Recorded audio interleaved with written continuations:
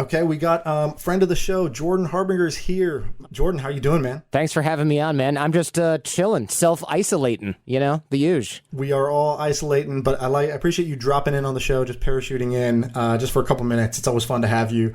This is a crazy time. 2020 has been a crazy year. We got coronavirus, and we also had, the sad, tragic passing of Kobe Bryant, who was a guest on your show. How did that happen? How do you get Kobe? Yeah, what was funny is I was pitching a publicity team for a different guest that I can't even remember now because he was about 1% as famous as Kobe Bryant, and they booked it, and it was like some comedian, which I of course was really excited about. They booked it and they canceled it, and I got really annoyed, and they said, well, would you consider interviewing Kobe Bryant instead? And I said, yeah, of course I would consider that.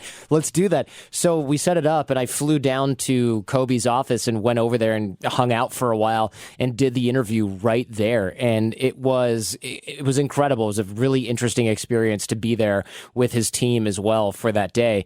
And honestly, it was probably September of 2019, so the timing was interesting. And you know me, I asked him all kinds of questions that had nothing to do with basketball, including about creativity, business, hiring and firing, because you wonder how a guy like Kobe Bryant decides who to hire and how he lets people go. I don't know if I'd want to be on the wrong side of him. And I did end up asking him about his life and what he's going to do for his second act. And if he ever, creepily, I asked him if he ever thinks about what he's going to do if he were gone, because he has kids. And he was really, really honest in the interview. He was really, really straightforward. And I admire that. It was a really good interview, in my opinion. Yeah, that is intense, high stakes interviewing, to say the least. And was he like an idol of yours before you did the interview? No, man. Honestly, look, who doesn't love watching basketball? But I'm just not a fanboy of athletes in general. So it was a great, unique opportunity, but I wasn't nervous because of that. I was more nervous because you just never know if your audio equipment's going to screw up. So I was more nervous, like, make sure it's recording, than I was nervous to be sitting in front of Kobe Bryant. Honestly, he was so friendly and unassuming and not very loud. In fact, we even had audio issues recording it because we're like, hey, we got to turn him up really high. And I said, you're really quiet. And he goes, yeah, I'm just not a loud guy, man. And I was like, oh my God, can you be loud for like the next 45 minutes? So it was a really unique experience. I'll be thankful for that for a long time to come. That is amazing. When we started this show, we were doing the interview style thing, and I made a bucket list, a wish list of all the guests that I would want. Kobe was on there, and when I look at your show, and I've been plowing through the archive of episodes that you got. You've had a bunch of them. So you've had Tony Hawk, you've had Kobe Bryant. Who are some of the other awesome episodes that people should check out if they do binge your show like I'm doing? Sure, yeah. Howie Mandel was really good, the comedian. He was very open about things like mental illness and how he doesn't shake people's hands. I've had Dennis Rodman, Malcolm Gladwell, and I also had Frank Abagnale, which a lot of people haven't heard about or from, but is that the Catch Me If You Can guy? He is the Catch Me If You Can guy. So he's the real guy that was played by Leo DiCaprio. And we talked about the psychology behind how he was able to trick so many people. And now he teaches, of course, FBI and intelligence agencies how that's done as well. That is amazing. So if you're one of the listeners to the show who misses when we used to do the interviews and bring in guests, well, this is my recommendation for you. You should go check out the Jordan Harbinger show. He's got tons of interviews from guests that we were hoping to one day have on our show. He's already had them on. Check them out on iTunes, on Spotify, wherever you can find it. Jordan, appreciate you as always dropping in on the show. Yeah, thanks for having me on, guys.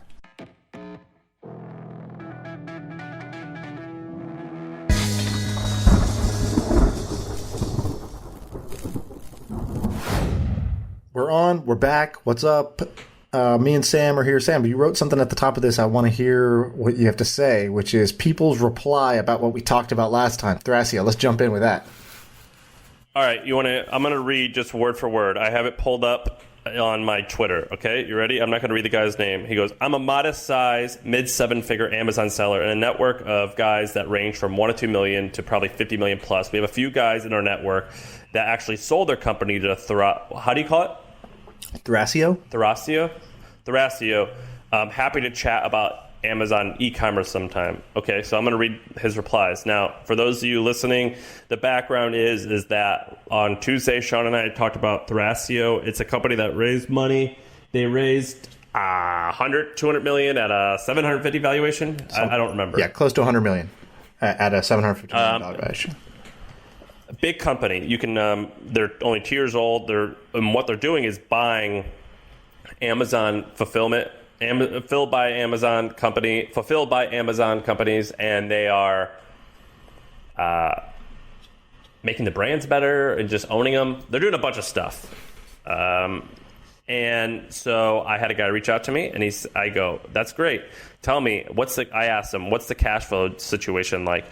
For most guys sub $10 million, they're probably working with 0 to a handful of U.S. employees, still actively involved in the day-to-day, large team in the Philippines and in cheap locations, and are probably netting between 10 to 20% a year. And so the typical size for 3 to 5 million, the typical size is 3 to 5 million in revenue, and they're probably pulling in $500 to $1 million a year for themselves. But the problem is that it's getting harder and harder. In 2013, you could sell almost anything and scale a 7-figure business. Now there are a lot more dominant, more sophisticated players, and it's incredibly hard to enter in the business. The Amazon algorithm is much smarter, and it makes ranking incredibly expensive and difficult. Also, Amazon treats their sellers like trash. So it's kind of a mixed bag. I could take a month and do nothing and let my team run it, and it can go perfect. Or I can get an email tomorrow saying my account has been suspended or killed, and I need a lawyer to reinstate everything, or I'm just crushed. So anyway, Sean, I wanted to fill you in on this because I thought it was cool insight. I didn't know about that. That's a good insight. So a couple thoughts on that. So the first is I think he's right. Back 2013, 2014, it was a lot easier to do it than it is today. That seems consistent with what I've heard. In fact, it seems like the formula is build a successful Amazon business in 2013, 14, 15, then start teaching other people how to do it because it's too hard to do anymore. And so now you start giving away the sort of secrets and you become a teacher for the next 3 years. So I think that's the career path right now. The other thing that comes to mind, I was talking to Andrew Wilkinson about this, and he was saying, he used the I think it's a Charlie Munger quote, which is it's a Nassim Taleb quote, which is it's like picking up pennies in front of a steamroller. So there's a high probability you can make a little bit of money, consistently every single time you reach down, you pick it up, and then there's a low probability of complete death. And that's what he's talking about when he says you can get a letter tomorrow that says your account is suspended, goodbye. And that's it. Or Amazon cuts the rates of your category. Like I have a friend who was doing millions of dollars of book sales as a third-party bookseller on Amazon. And then Amazon was like, you know what? Now our take rate on books has, not 10%. We're going to do 25%. Thanks. And that killed the whole business. That happened to me. That happened to me the other day. So in the Trends group, someone was like, just so you know, Amazon changed the fee. So basically, I have various blogs, like my personal blog or something like that, and it makes just small amounts of money, like $3,000 to $5,000 a month off Amazon affiliates. And I don't even check it. It just runs because I've just written a lot of content over the years. They changed the rate, and someone told me in the group, I think I forget what I was earning. I don't even check it. I think I was earning 6% to 9% for affiliate revenue, and then they changed it to they halved it. So that money just halved, and it's no big deal because it wasn't like a big income stream for me. But if you're Wirecutter or if you're BuzzFeed and you made $100 million from this, it's a huge deal. Right. Yeah, that 20% cut makes a really big difference. Okay, so no. It wasn't a 20% cut. It was way bigger than that. Okay. It was like half. It halved. Ouch. And what category are your links mostly in? Is it electronics? Is it is it one category, or is it just across the board?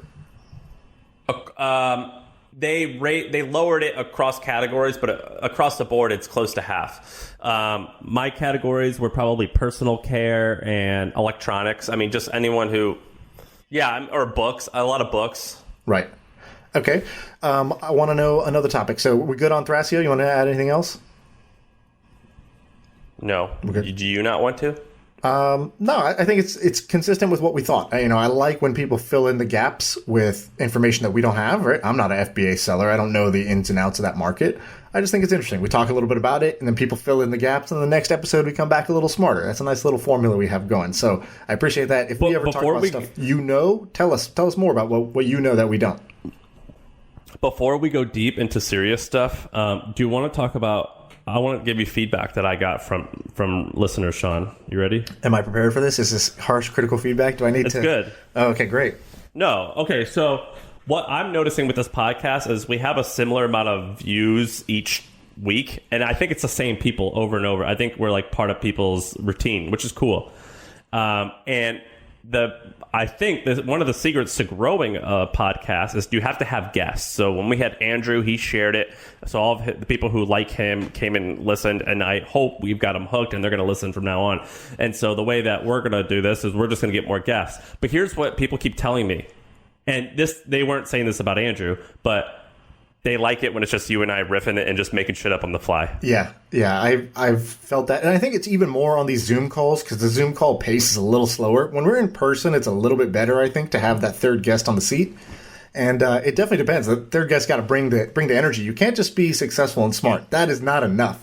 You have to bring energy. You got to know what people want to hear about and get to the point. And so, that's the rubric for guests, which is hard when you're also trying to find famous guests because they help the show grow. And just for the record, Sean and I have recorded with, I think we've done it a bunch of times. I personally have done it a bunch of times. And it was wonderful people who I like. And it just turned out to be bad, and we just don't publish. Yeah, we throw it away. And we don't even tell the guest. We just throw it away. Yeah. And I've done it a couple times with,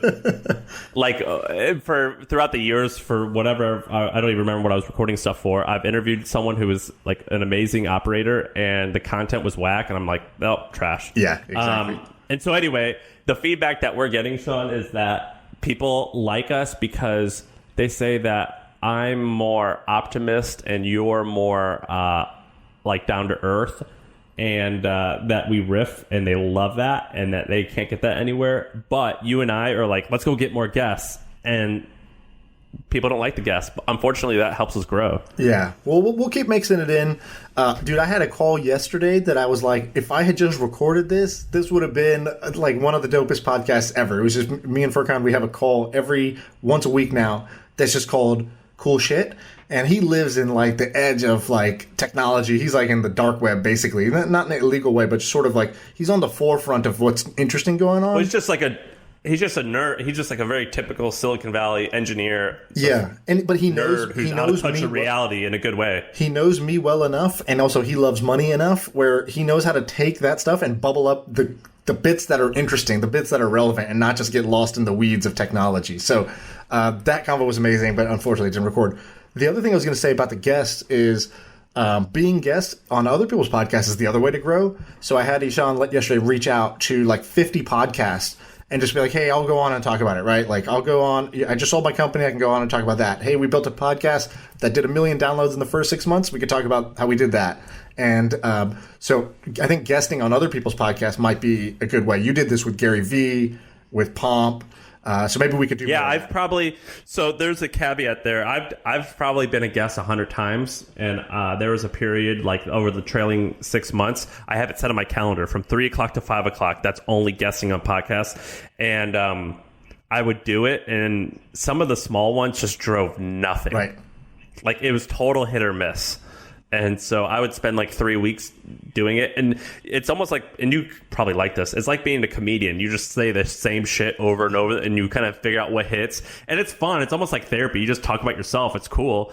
But it gets a little repetitive, and the results are not always there. But they are sometimes. Yeah. And, the thing you said at the beginning, which is for podcasting, you get this base, and it's the sticky base of people who want to who listen to it all the time. It becomes a part of their routine. They start to really love you, that sort of thing. It's very different than other products I built where I'm like, all right, I want to get millions of users to just visit this page, or like just use this once a week, or subscribe to this and kind of forget about it. Like that's been a lot of the products I built. This is the opposite. It's like an army of 100,000 people who will like go to war for you. I think there's people in this group that would, if I said, hey, I need you to beat this person up, they would go beat that person up. Like there's people who really have your back. And when I started this, I remember I was talking to Sully, who's the very first guest on the pod. And he was like, what are you thinking next? You just sold the company. And I was like, I really like this podcast thing. He goes, okay, like, is that a business? Like, in some ways, it's a step down, right? It's like, I'm going to make way less doing this than I did my last business or any other business I want to do. And I was like, look, I want to just be in like a million people's earballs every morning. If I did that, I just know that that's a good thing. And I don't know how to get there, but I'm going to do that. I'm going to get into a million people's earballs every morning on their way to work. I think that's powerful. Yeah, I mean, it may or may not be a business, but it definitely will lead to way more opportunity. I've had a lot of. I mean, I've been doing the content thing a little bit like before the podcast, so I kind of understand it. But the podcast definitely is different. I remember I went to New York, Sean, and I just tweeted. I was like, I'm going to be over here because I was there for hustle advertising crap. And I just tweeted, I was like, yeah, we're going to be here. I had 200 people want to come. And so we only let maybe 20 come. And because we're in people's ears, dude, like these people, this kid, Ryan, said something to me. And he's like, yeah, because you said how much you like this thing. And I was like, I don't remember what you're talking about. And like, they think they know you. Right. And it's funny. And the other thing I like is that people are, the people who listen to this are actually they're really smart and successful. I think a lot of podcasts that are about business, they cater to kind of lowest common denominator. So it's like, oh, the wantrepreneur is their core market. And, in our Facebook group for this podcast, I posted something saying, hey, I'm doing something cool for people who have a business that does over $1 million a year. And there's like 100+ replies just in that Facebook group of people who have businesses doing over $1 million a year, right? So these are not like kind of like the wantrepreneur who's, at their 9-to-5 job or a college kid or something like that. Like, of course, there are people like that, but the audience also is mixed with a lot of interesting, successful people. There's a bunch of VCs that listen to this. It's crazy. So anyways, enough about the podcast. Let's give people some other topics or ideas. Let's talk one more thing about the podcast, which is my house looks like is crazy right now. I had to go and buy this mic. I've had to like set this all up. Dude, it's been so hard to set up like a Zoom thing, and it's hard. Yeah. I hate this shit. I know you want that business to exist, which is push a button and give me like a dope podcast, like turnkey. Yes. Oh, and for anyone who's listening, this is podcast related a little bit. I promise I'll finish up with this, but this is awesome. So my friend Neville Bedora, he sponsored the last podcast, copywritingcourse.com. I'll plug him. I did like a happy hour with him. I mean, I don't know, a dinner where we're just shooting the shit because we haven't been able to see each other because of this stuff. He used a DSLR as his webcam. And it was awesome. It looks amazing. It looks amazing. It made him look like a Greek god. It looks like he's like, it's like, does that, I don't know about cameras, where it does like you're blurry in the background. I think it's called like bokeh or something like that. So I saw on YouTube, there's this guy, Gary Tan. He's an investor in Silicon Valley. He's like, one of the Y Combinator partners. And he did this YouTube video that was like how to look like a fucking amazing on Zoom. And I was like, dude, this makes sense. This is the new, this is the equivalent of wearing a suit to work now, right? Like, is sitting on Zoom and not looking like shit with your room looking like shit. And so this video only had 1,500 views, but he's like, look, this is the camera I use. This is the mount. This is the lens. Here's how you get that blurred background look. And, he looks amazing. And then when I saw that photo, the screenshot you had of Neville, I was like, I bet you he watched that video.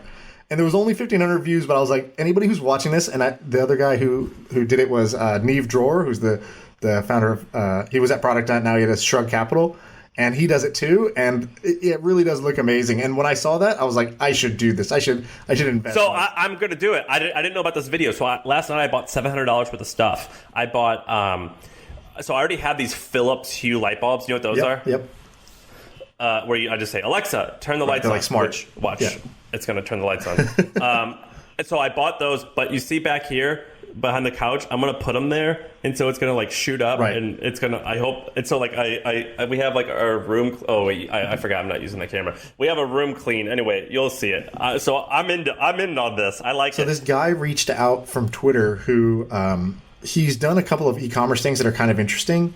And so I was talking to him, and that's his new thing. So he initially was targeting Twitch streamers because he's like, look, when you're a streamer, you're basically broadcasting from your bedroom, and streamers invest in all this artwork, cool lights, wall panels, smart speakers, all this stuff to make their room look good. And he's like, I'm going to make an e-com store that's just going to do that. It's going to be... What's it called? I'll find the name of it. I don't know if he wants me to kind of out him, so we may have to bleep this if he's not into it, but I'll say it right here. It's called Visual Candy, and this guy's smart. I like this guy a lot, and so. So anyways, but now with the work from home, I think this extends a lot past where his initial market was, which is YouTubers and Twitch stars. And now it's, any professional who's going to spend some amount of time in a home office. And just think about the amount of home offices that are being built out right now because people are needed infrastructure for this, but that's going to stick around once COVID goes away. Yeah, I have loved. I'm really into it. I've gone to Amazon and I've tried buying all the stuff, and it's kind of complicated because I didn't know which batteries do this. I was like, where does the camera need to be? So I'm doing this. There's another thing called Camlink. I just looked this up. Elgato makes it. Elgato, yeah, and I went and looked at it, and they built this entire thing for streaming for gamers. Yep. And it looks awesome. I definitely am gonna start buying this stuff. I'm probably gonna drop $2,000 on all this crap. I think we'll turn I have another bedroom. I'll turn that into an office. So I like all this crap. Dude, I love buying shit. When I just get on a buy streak and I'm like, yeah, you know what? I deserve this. I need that. And what's the problem here? And actually buying stuff is not, I don't know. There's something cathartic about it. Just the act of buying it feels fucking great, and I love it. Yeah, but for me, I've been having to call 1-800-GOT-JUNK and having to spend if I buy a new desk, the boxes are so big, I got to pay $100 just to get rid of the box. Is insane, especially here in San Francisco. The box problem is insane. I fucking hate it. I hate it. It's one of the reasons why I moved. I live in a house now. I used to live in a building, and one of the reasons is because I didn't have to worry about the trash. Right. Well, no matter how much space I have, because I thought, I got this new house. I was like, now I have a garage. I got this tradesman alley. I got this extra closet. But it's that same principle. I think it's, I forgot, the Parkinson's law or whatever, which is work will expand to fill the time you give it. So let's say you have a week to do the project. Guess what? It's going to take you a week. If you had a day to do that same project, it would have only taken you a day. And in the same way, junk, your shit will expand to fill the space you have. And that's so. Here, I've thought about this a lot. Let me get wise here. Okay, I'm an amateur beekeeper, so I have bees. Do you know this? No. You didn't know this? That's your house right now? I don't have bees? Right now, so they actually went away, but since 2013, I've kept bees. So I've always, for the most part. So listen, I'll tell you all about this. For the most part, in my San Francisco life for 10 years, I've lived in Glen Park. It's a nice neighborhood in San Francisco. It's residential though, and I've always had a backyard. And I wanted a hobby that was not expensive, and I didn't want it to turn into a business. And I just wanted something fun that I could be outside. Right. And I made a list of hobbies that I could pick. You just picked the lamest one. And beekeeping came up on top because it doesn't cost a lot of money to start. If you want to, you can just leave it alone and not do anything. Or if you wanted to, you could poke around with it and be active with low it. Maintenance. Low maintenance. It only costs $300 to $500 to get into the hobby. You don't have to buy a bunch of shit to keep up with it. And it was allowed me to be outside. And so I became a beekeeper in 2013, I think. How long do bees live? Do you still got a bee that's around from then? No. They I think they might only live for a few months. Oh, okay. They cycle through. And so I bought about 10,000 bees, and I get honey from them, and I just give it away, and I call it Southern Sam Sticky Icky, and so I've had bees for years. And when I lived in Soma, I only lived in Soma for a year, and then I went back to Glen Park, and I just kept it on the roof at my office. So you can have bees. I would have 10,000 bees just on the roof of our office, and no one would know. They stay to themselves mostly, and they go out and get honey or get pollen, and they turn it to nectar, and it turns into honey. And anyway, here's the interesting thing that I learned. See, this is where the wisdom comes in. Here's the interesting things that I've learned with bees is bees fill the space that they are given with honey. So if you give them a lot of space, they will always fill it. If you don't give them a lot of space, then they just won't make it. And so it's the rule of the sticky icky. And so I've learned this through bees that humans are the same way. If you give them a lot of space, then they will fill it with a ton of stuff. If you give them not a lot of space, they just won't buy stuff. You just won't get stuff. And so that's the important thing. So when you think of I'm going to get this huge house, so I'll have a ton of room and I'll have more space, you're going to fill it to the brim with crap. and you will no longer have space. It always works that way. That's amazing. I love that story. Didn't know you were a beekeeper. I've known you for like 6 years. Had no idea. By the way, we both studied abroad in Sydney, and I took a class because when you study abroad, you're trying to have a good time. You're not trying to learn. And so I took the easiest class I could find, which was a bee class. And so I learned all this shit about bees, and bees have some crazy things, like just 2 quick bee facts. If I remember correctly from 10 years ago, I learned that when the queen bee goes to mate, she leaves on an expedition, and she will mate with as many male bees as she can along the way. And she basically has sex with them and then kills them right afterwards, breaks their back, and they die. And then she sort of gets impregnated by all these bees. And then there's this other thing which is really interesting that people have learned from bees, which is like a big evolutionary learning, which was in a beehive, many of the bees could be fertile, but they choose to be sterile, and they choose to just take care of the queen bee's kids because they're all related by like some 25, they're all like quarter sisters or something like that. They're all like 25% related. And it turns out, like, in a Darwinian sense, your genes are better off surviving if you just tend to these half sisters and quarter sisters that you have rather than trying to have your own kids and survive. And so that's the crazy thing about bees. Bees are awesome, man. It's a great hobby. You can get into it for $250. All you got to do is go to Amazon and you type in beekeeping kit, and someone will send you the kit, and then you go on your local Craigslist. You might even be able to buy them online, but that might take like a few weeks. But if you go on your local Craigslist, you type in bees, there's a farmer nearby who you can pay $100, and they'll give you 10,000 bees, and they'll set it up for you. It's super easy to get into, and it is so fun. Bees, you could eat. I'll get.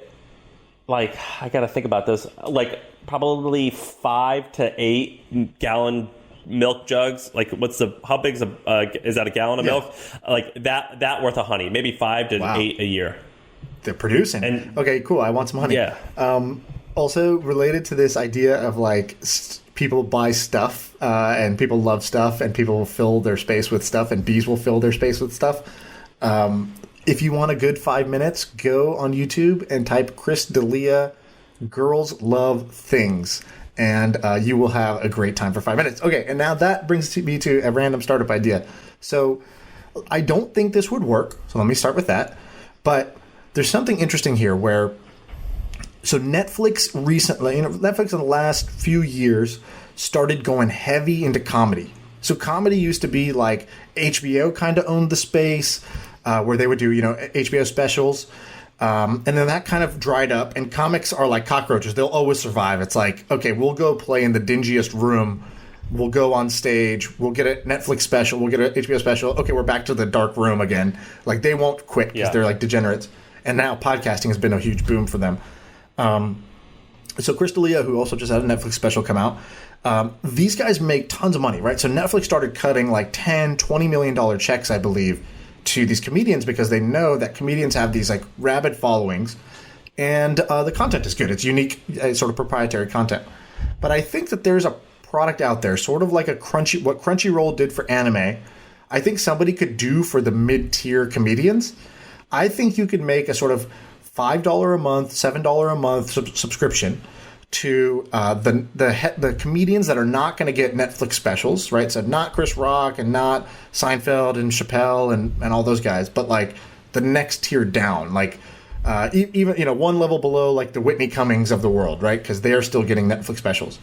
And I think you could add them up, and it doesn't even have to be the hour-long special. It could be like a 10-minute set or a 20-minute set or something like that. And I think you could I think each of them have a few thousand fans that would pay to be able to access that exclusive comedy content. And so you would if you just aggregate all the comedians, then it's a sort of all-you-can-eat pass where, as a viewer, I can discover other comedians too. So anyways, I think that there's a business potentially for a mid-level Netflix for comedians where you aggregate them. What do you think? Great. I'm looking up information so I can. My brain's rolling, and I'm gonna let me tell you what I think. Okay. So first of all, Quibi, I imagine, is trying to do something like that. So Quibi, is that even fucking how you say it? Quibi. It's pretty stupid. I mean, look, I think with Quibi, It actually can be great because the people who are running it are like super smart, but it does not look like a good bet now, but it still might be. Anyway, they're trying to do something like that. Second, I think that is a great idea, and I think the way that I would find out how to do it is I would look up Quello, Quello. Have you heard of Quello? Never heard of it. Okay, Quello's cool. So what Quello is it's I think it was started way before its time. It's an app on Apple TV, and all they have is live concerts. And so it was started in 2010, and it's available on. It's a app for your phone, but I think it's best on Apple TV. And you could download it, and you pay $10,000 or is it maybe $10 a month? Sometimes $10,000 a month. I think it's $10 a month, and you just get access to a library of live concerts. Have you ever wanted to do that, or is that just me? I kind of do this on YouTube, but YouTube like has enough free. I listen to a bunch of like Red Rocks concerts, right? Because there's a concert venue called Red Rocks, which is awesome. And like anytime a musician goes there, they film it in like epic cameras and sound, and they're just like available on YouTube for free. But this is cool. I like this. It's awesome, and it's better than YouTube, but YouTube is great. And the reason it's better is because, like, if you buy like a concert DVD, the camera works a little bit better, and the sound is a lot better. And I love live music, and so I am a big fan of this. And they have 70,000 paying subscribers. They were recently acquired by Stingray Communications, which is a publicly traded company in Canada. It's a cable company. So if I were you, Sean, and I wanted to launch this, or if I was a listener and wanted to launch this, I would look up Stingray Communication, and I would go and read the filing for that company, and I would figure out exactly what Quello does. That's what I would do, and I would learn about how they did it, because it's a relatively niche thing. They only have 70,000 subscribers. It's not huge, and they've been at it for 10 years, so it's not a big number, and I think it is an incredibly viable business, and nice. I think it's great. Another thing that I would do is I would look up Discovery Channel and then National Geographic. Are you familiar? You're familiar with National Geographic, obviously, right? Okay, National Geographic is still a huge company. Disney recently bought into it at $1 billion valuation, and they still make hundreds of thousands or hundreds of millions of dollars a year from their magazine subscription. Is that crazy? That's insane. And so I would figure, but here National Geographic was a nonprofit, and so the good thing about nonprofits is you can go and see all their numbers. And so what I would go and look at, I would look at Discovery, and I would look at National Geographic, and I would look at Quello, and I would see what they are doing, because those are relatively niche subscription companies that crush. Right. So, long story short, great idea. Okay, cool. All right, what else we got? You wanted to talk about this Carta thing. Yeah, so I am a user of Carta. I think the product's only okay. It's still quite frustrating to use, but Carta laid off a bunch of people the other day. 167 people. Yeah, and they raised money. And their CEO, Henry, wrote this message that he made public. And he said something like, it was not your manager's fault for laying you off. It was 100% my fault. In fact, it was the opposite. Your managers tried to help you, and I'm the one who reviewed every list, and I said, we're going to fire this person. So blame me. And I think that was great. I thought it was a great message. So high level, he was basically saying, hey, we laid a bunch of people off, and I'm going to publish the announcement I made to the company so that, presumably other CEOs and other companies can kind of learn from this, use this, or take solace in the fact that I did this too. I don't know, whatever the purpose was. Yeah. Content marketing. And he published this. And I typically fall into the category of all press is good press. Go ahead and do it. I thought this was kind of lame. Do you agree? And I tweeted at Henry, and I want him to come here, and I'll say this to his face. I think he seems like a cool guy. This move, I think, was kind of lame. Right. I would agree. I've kind of followed this guy for a little while. Like, I've read some of his other stuff or seen some interviews. Seems like a good guy. Seems like a smart guy, and I think Carter's a good product. And I like some of the other stuff they've done. Like, they have a next chapter program basically to help people who want to leave the company. They don't make it this like awkward exit. They like celebrate it and whatever, in theory. So I thought this was lame mostly because I thought two things. I thought it was tone deaf. And secondly, I didn't think the actual statement was very good. So I thought just the premise of what he was trying to do, like what is the upside and what is the downside? To me, it looked like he was trying to pat himself on the back. And I know he would say, that's not what I was trying to do, blah, blah, blah. I think he was trying to pat himself on the back and also give a little bit of sort of, put Carter's name out there again, like just by it's kind of like the Buffer way of like publish everything and the good, the bad, and the ugly, and you get attention. But I just thought it was tone deaf, and also it seemed like what he wanted people's reaction to be was like, "Wow, great leadership, way to take responsibility, great CEO-ship," and he got that. And both not from me. When I read this, I was like, "This was a pretty horrible way to do the announcement," and I'll tell you why. He started. Okay, so here's like I'm just gonna bullet point the summary. So he goes, over the last few weeks, we've been talking about recession planning. I said layoffs were likely, and today is the day. I can't delay it any longer. Okay, weird start, but all right. Then he says, I'm sorry if I apologize if I sound robotic. I'm reading off a script because I don't know if I can get through this without something to lean on. Okay, you're not the victim. Don't say that. That's also kind of, that's pretty lame. Yeah, lame as fuck. Then he says, okay, let me start with the details. We're going to lay off 161 employees. That's 16% of our company. It's going to be different across the company. All right, whatever. Then this was weird, I thought. It was just like, if you are one of those affected, you'll receive an invitation from your manager. If you do not receive a meeting invitation, you are safe.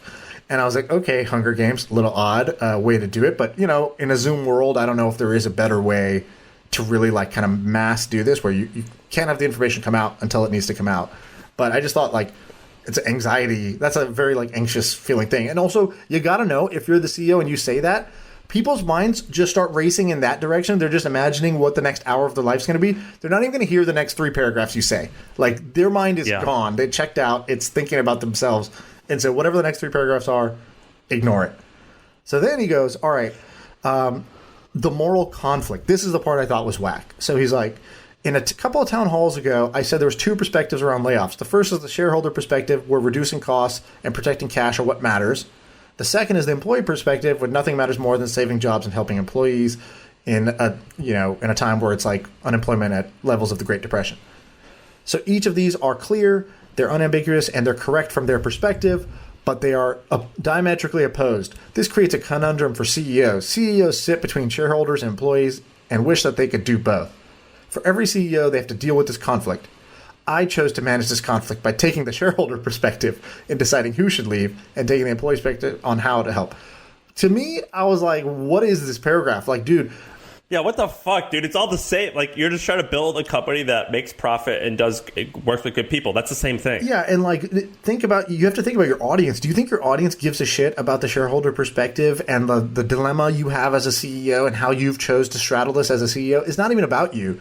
So I just thought this was the part that was really odd to me that like, it seemed like I don't know. I wouldn't have included this in the statement, and I thought that this made it look quite bad. And I would not want other CEOs emulating this part of the statement, because what matters is your audience is your employees, and you need to know, hey, this is really hard for us.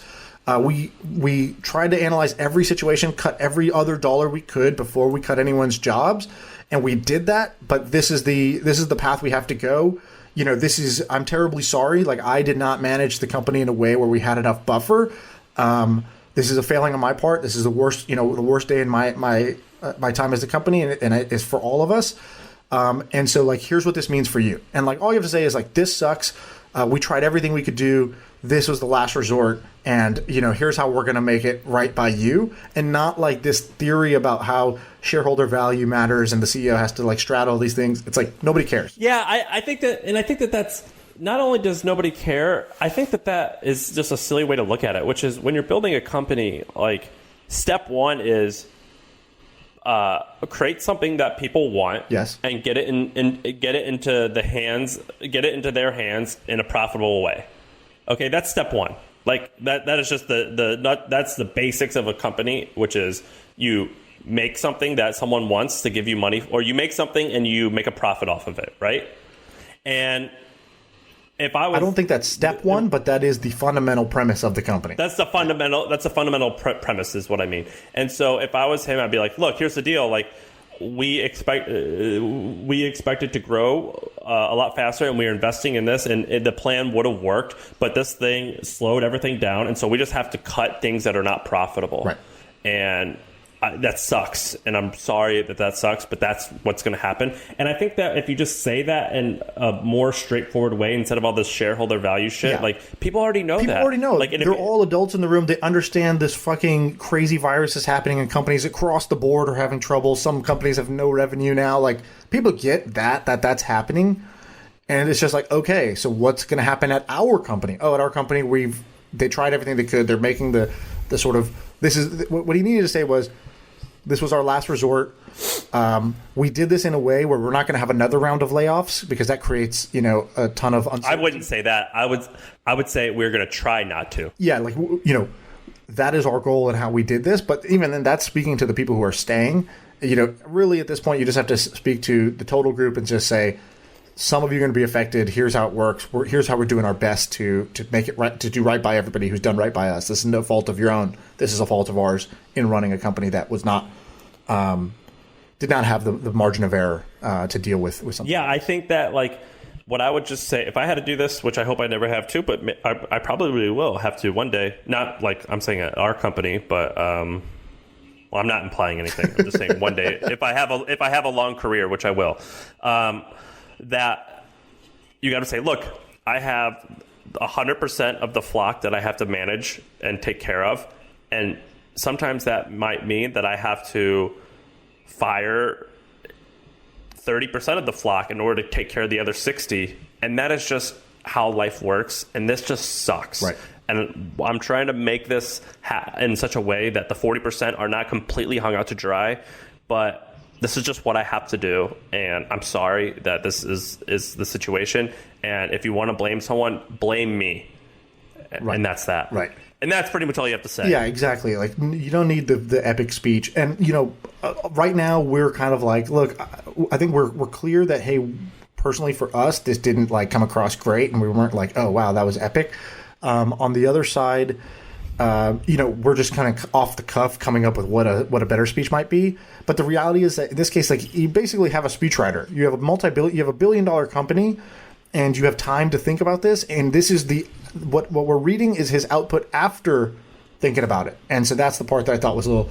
Also, I wouldn't have published it. I wouldn't have published this because it's like, dude, take this on the chin. Like, right. And by the way, I know I'm criticizing this guy. I don't know him. I will I will say this to his face, and I'm sure he's actually a good dude. This is just a big miss. But I would say, like, dude, you got to take this one on the chin and just like, this is a loss, and be a man and say what you want to say to your people, which that's your fault. That's wonderful. I wouldn't publish this. Agreed. I didn't understand that, and also, I'm not. I'm not sure what the sort of upside of that was. Now, on the other hand, I think they did some things great, right? So, like, the actual actions that they were taking for people, I thought were great. They're like, look, we're going to extend the Cobra health insurance till the end of the year because health insurance is super important, especially right now.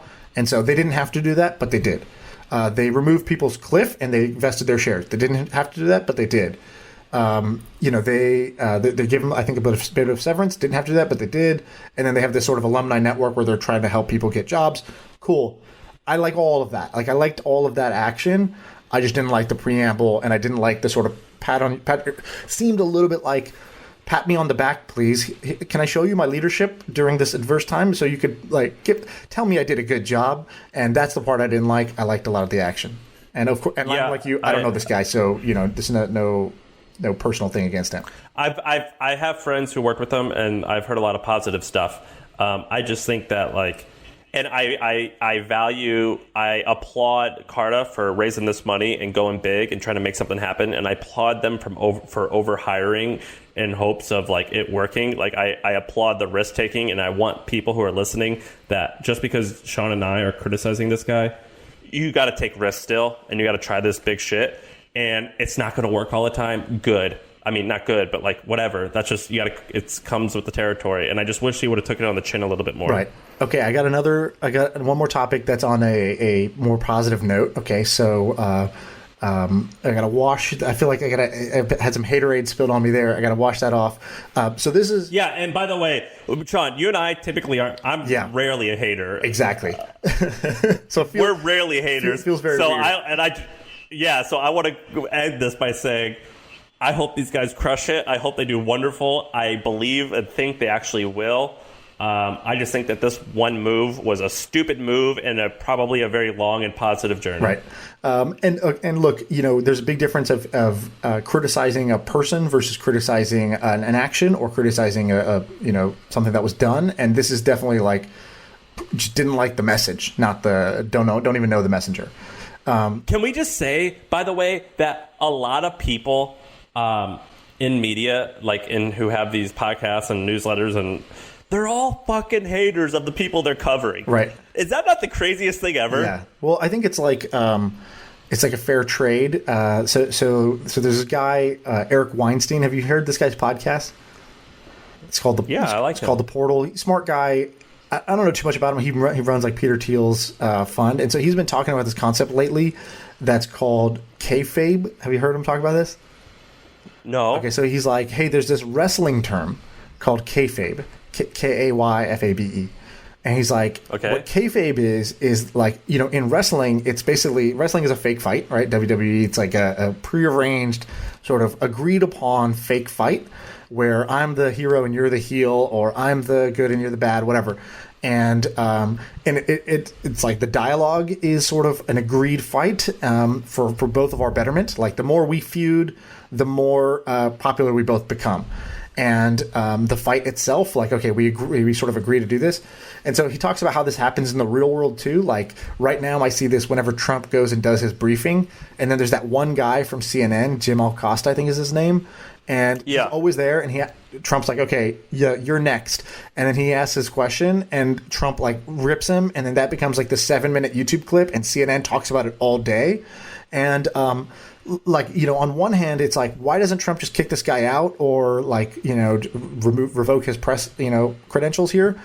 On the other hand, why doesn't this other guy, either fight back or start or like take some other action? Every day the same sort of thing plays out. And I think in reality, it serves them both extremely well, where CNN gets awesome content that people want to watch because it's juicy to see the president fight with somebody. And Trump also loves the attention on the left, on the right, good and bad. And then he drums it up as, dude, those liberals are always trying to say this. And then the right supports him more because he has an enemy that's attacking him. Right. And so there's like this dance that they're doing. So I get that. Intentionally. I get that. But here's what I don't get. So I'll give you a very specific example. This pissed me off so much. There's this woman named Natasha I forget what I don't know how to pronounce her last name, but I forget it though.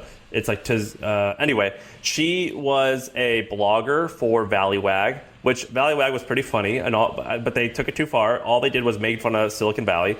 And then she worked at BuzzFeed and then Wired Magazine, and now she's at Washington Post. And she had this article that says Silicon Valley now deems luxury housing an essential good or whatever. Yeah. Good. And so people are still building multi-million-dollar condos. And in the first fucking line of the article, it says the mayor has deemed luxury housing as well as all other types of housing, including housing projects and this other stuff, as essential. And it was in the technology section of the Washington Post. Oh, yeah, here it is. Natasha Tiku. Tiku, Tiku. And I've met her before. And I was like, what the fuck? That's like saying, like, I'm going to write an article in TechCrunch and be like, can you believe this? Billionaires are able to buy $1 million cars. And then in the article, I'd be like, but also anyone can buy any car, right, including a $1,000 Mazda, including a $20,000 Honda Civic, including a $50,000 Mercedes. Right. It's like, what? And then why is it in the tech section of Washington Post? Oh my God, this pisses me off. And so I looked this woman up, and she's very educated. She went to NYU and then like Columbia Journalism, or like just like Ivy League, just really smart woman. And I'm like, why would you study for 8 years or however long it took and spend hundreds of thousands of dollars when you're just gonna to do this? You're just gonna hate the people who you write about. Right. I don't understand it. Why not just go and write about something that like who you want to celebrate? Of course, they'll say we don't hate them. We're just we're reporting the stories. We don't hate them. So there was a really interesting thing that happened recently where before coronavirus, there's this guy Balaji who's on Twitter, pretty popular guy. He was at Andreessen Horowitz and a bunch of stuff. He was at Coinbase and things like that. So he's kind of one of those like on the forefront of things guys. So back in January, he showed up at a crypto meetup and he was wearing gloves and a mask. And this was January when nobody in the U.S. was really worried about this, and everyone's kind of laughing like, "What are you doing?" He's like, "Well, I think that there's a maybe small probability, but that this coronavirus thing that's happening in Wuhan is going to be like a major global pandemic." And people are like, "Okay, Balaji, all right, thanks." And so this writer came out and wrote a about Vox. The Vox, a Recode writer, yeah. So Recode writer, a Recode. Oh my God, this infuriates me. So the quick story here is the Recode writer reaches out to Balaji and says like, "Hey, I want to get your comment on a story we're doing about Silicon Valley's reaction to the coronavirus." This was again early on, and he was like, "Yeah, I'm not interested. Why don't you report on like who cares about what the Silicon Valley elite think about coronavirus? Like you should report on the state of testing." The state of the spread of the virus and all these other like kind of like important facts that should be reported on. And he tweeted out that that happened. He screenshotted her DM and tweeted it, and then all the journalists were like, "Dude, she was just asking for comment. Why are you putting her on blast? This is why people hate Silicon Valley." And he was like, "No.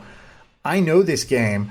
And he talked about this. He's like, "This is a strategy called befriend and betray." Where the journalist comes to you and says, "Hey, Balaji, you're an expert. I would love to get your take on this thing." And all they're trying to do is write the story. And what the headline of the story came out was something along the lines of like, why Silicon Valley's not doing handshakes anymore.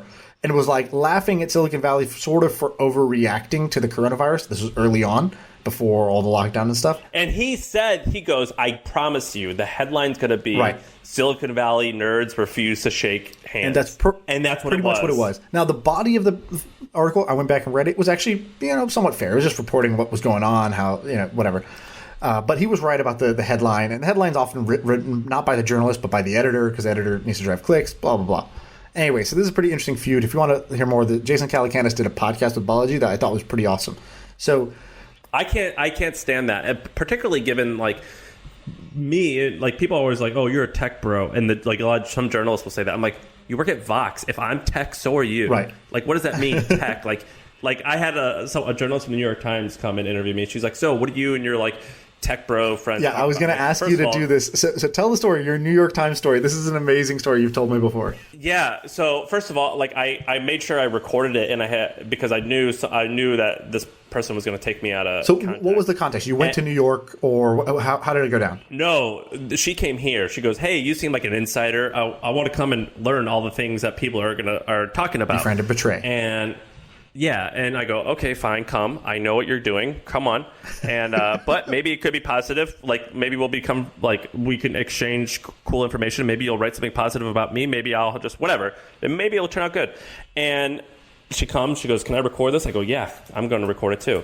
And because I didn't want anything to be taken out of context. And she goes, "So like you're like a tech bro. Like what do you and your tech friends talk about and your bro friends?" And I was like, first of all, why are you calling me a bro? Like, what do you and your tech chick friends talk? Like, why would you ever say that to me? You don't know me, and that's just rude to say. Anyway, I go, "Well, I don't know."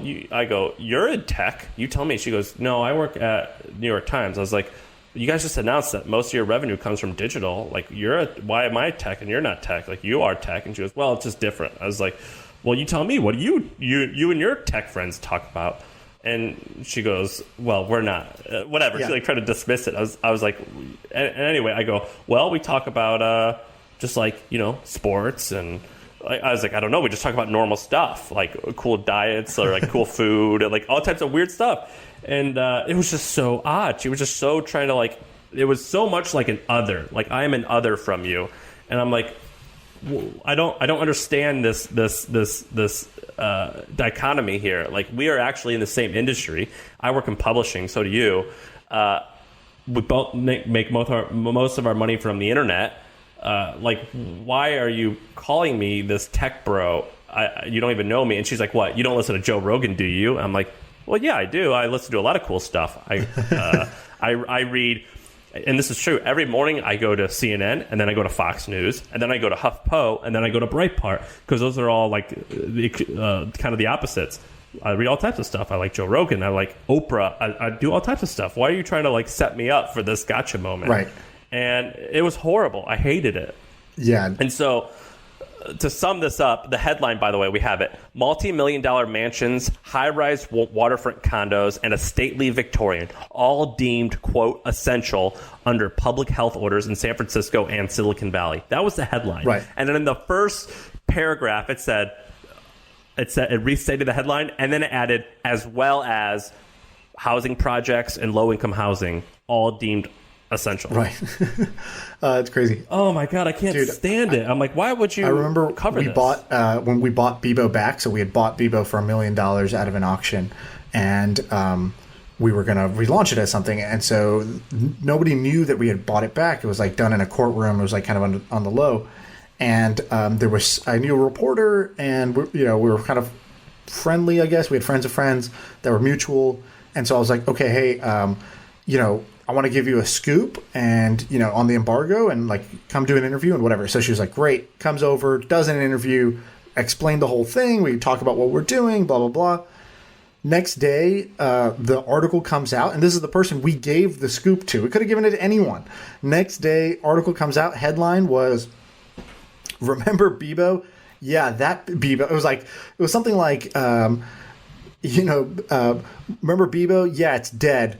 But maybe, it was like something like, Bebo is dead. Remember Bebo? Literally, it was like LOL was like in the headline. It was like making fun of it. And then the whole article was our conversation we talked about. It was like legit. And so I texted her. I was like, what the fuck? What is this headline?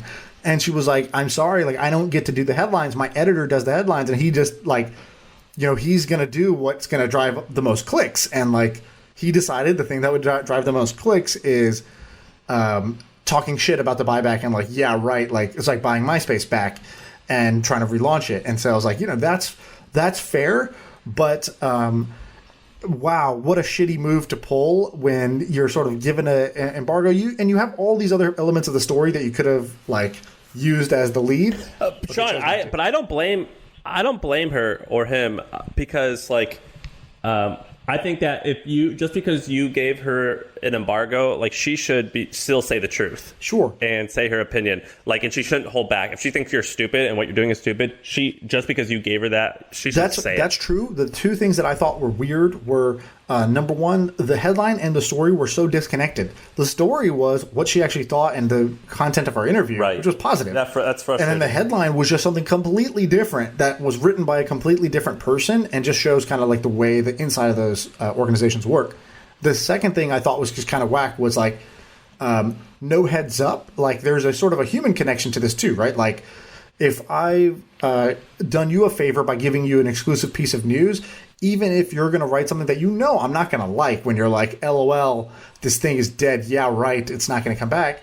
Then, to surprise the person, I think is an unnecessary extra slap versus like. Oh, I so disagree with you. I totally agree with your first point, but I don't agree with your second point, which is if I'm going to say something negative about you, I'm not going to give you a heads up. I'm just going to say it. But that's dumb business, right? You cut yourself out then going forward, right? Like, we had a bunch of other stories that came out in the coming years, and guess who like never got a word? Right, her. She just cut herself out for no reason. Yeah, I mean, I think it's a hard thing to balance, and this is why some people, like, for example, if someone says that they're a conservative news site, well, and one of the reasons why they probably could keep giving conservative people a good look is so they can get positive. So it's definitely hard. Right. But me personally, if someone comes on this podcast and they go like, will you make me look good? I'm like, no, I'm not going to make you look good. I'm not going to make you look bad. Like, we'll talk. And if I think you say something dumb, I'm just going to tell you it's stupid. Right. Like, I'm not.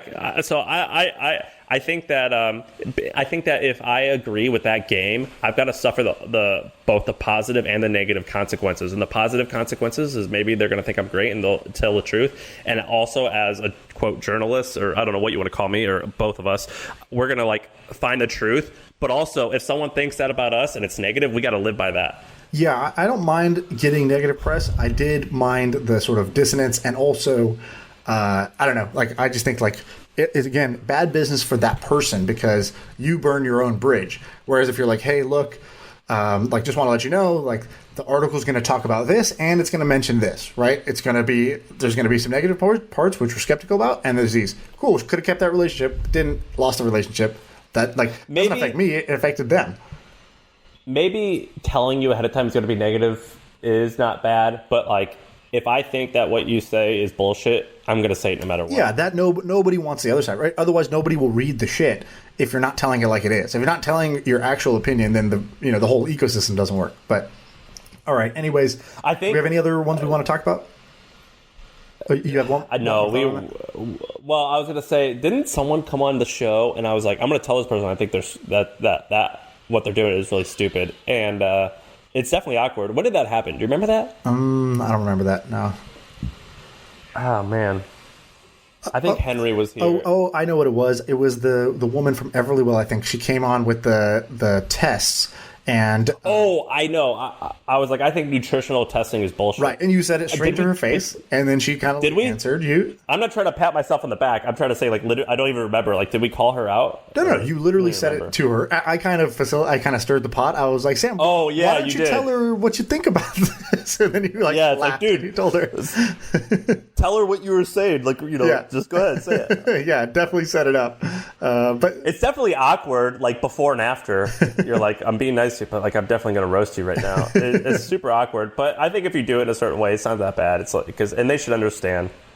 Okay, one last thing. Dude, we totally went off the rails here. Go ahead. One last thing, but yeah, we did go off the rails. This podcast was about, like, beekeeping and, like, all kinds of other shit, but whatever. So I'm going to take my hat off, and so I clearly need a haircut.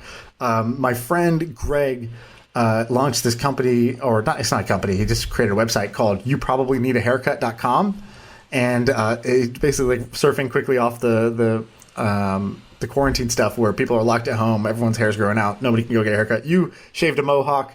What he's doing is he's barbers who are also out of work, they're at home, they can do a Zoom consultation and basically help you cut your own hair. And so that's awesome. If you need a haircut, go to You Probably Need a Haircut. Your hair looks good. Did you cut it? No, I'm gonna cut it. Dude, it's awful. It looks good right now. I agree, actually, it does look good right now, but I looked at it before this hat was on it and it looked awful. So I'm gonna go cut my hair. So I've been cutting my own hair for 10 years now. I've had the clippers. I can tell you all about it. I know how to do a fade. The other day I did shave it completely bald because I wanted How do you do the back? Sarah, my wife, will help me, but for years I would do it on my own, and admittedly it probably didn't look great, but I watched videos on how to, like, give a fade, right. And it's not that hard, but I've been doing it for years just because for a long time I was poor and I didn't want to pay money, but now I do it because I'm like, I don't want to, like, drive there. It's annoying to go. And plus, they always make me take my headphones out, and I'm like, well, now I'm bored. Like, you don't understand. I constantly have information going in through my eyes or my ears, and now you're making me just sit here. Like, this sucks. Yeah, and also I just don't want to talk to them. And like, I don't want to, like, so what I do is I close my eyes, and that's like the sign for not talk. But I wish that there was, like, an app, like, for at a certain barbers where it's like click, like, do not talk to me or talk to me, because, like, for weird, like, people like me, I'm like, I don't like the confrontation. I don't want to talk. Just leave me alone. I'm like that at grocery. Dude, I'm like that at fucking grocery stores. You know, Jack Smith, we're like the same way. We go to grocery stores and I'm like, if I don't see what I want to buy, even though they probably have it, but in a different section, not ask. I just won't fucking buy it. I just won't buy it instead of ask. Or if I'm with Sarah, I'd be like, Sarah, will you go ask for this? I don't even want to talk to anyone. Right. Yeah, it's awful. I think a lot of people are like that. Yeah. Did they add this into Uber where you could get in and be like, yo, let's not do that thing where we talk? Yes. Yes. And it's awesome. I'm just like uncomfortable and I don't want to fucking do it. But more barbers, you know, the last thing, you know what they need at barbers is they just need like 6 different haircuts for men, and you just do like, give me the 4. But they do have that. I feel like a lot don't. And you just say the same thing, like short on the side, a little bit off the top. Yeah, like exactly. Everyone says the same thing. It's like, dude, just like show me a picture of like 5 people and I'll just point. Right. A lot of barbers don't have that. Or, dude, it could be unspoken because everybody just wants short on the side, a little less short on top, but shorter than it is currently. And you should only have to say anything if you want some other shit. Like, oh, I'm going for this other look. I want to do a look. Yes. Okay, then it's on me to tell you about the look. But if not, I just want to sit down, no words, just do the short on the sides, a little short on top. Same. Just like give me like 3 options, like completely bald, whatever the three are, and I'll just point at one of them. And by the way, just don't talk to me unless I initiate conversation. And do my eyebrows because they're getting a little long. I got long eyebrows. Everyone knows that. Don't make me ask. Well, that's the number. Don't make me ask. That's the number. That's the number 4. Right. And also, they say like, do you want the back of your neck rounded or squared? Right. I'm like, Don't know. I don't know. I don't care.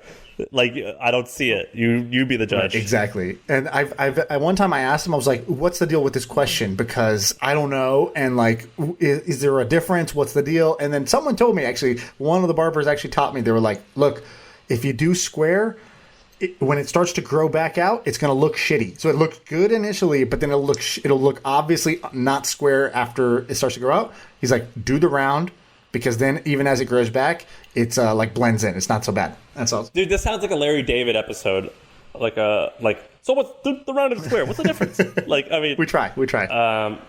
So this one went off the rails. I think people. This is going to hit with some people. So tweet at me and Sean and let us know if this like random. Yeah, just tweet like, "Yo, stick to the script." If you want us to not go off the rails as much, or just say, "Go off the rails" if you want us to go off the rails. Well, the good news is, Sean, is we don't have to do that much work to research for next Tuesday because I actually had some stuff to go over. All our topics are but still because there. we got stuck on journalists and beekeeping and a bunch of stupid bullshit. Yeah, I'm mad again about that article from 10 years ago now. I'm like still pissed. Me too. I got mad. I'm friends with the woman who I talked about. I'm friends with her on Facebook, and I like called her out, and it never fucking wins when I argue with people. I'm gonna online. go decompress. I end up looking like I look like an asshole, and it just doesn't work, and I do it all the time. All right, man. I'll talk to you later.